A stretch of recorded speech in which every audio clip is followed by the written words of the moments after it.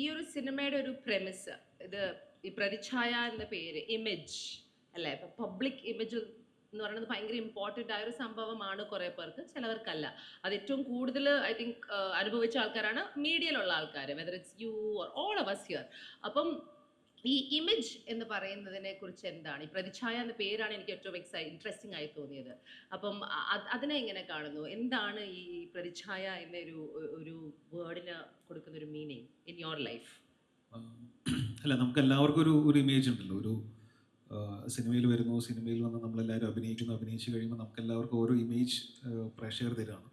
പക്ഷെ അത് പല കാരണങ്ങളാൽ പോവാം അല്ലേ. ചിലപ്പം 10-20 വർഷം കൊണ്ട് ഉണ്ടാക്കിയെടുത്ത ഒരു ഇമേജ് ഒറ്റ ദിവസം കൊണ്ട് നമുക്ക് നഷ്ടപ്പെടാം.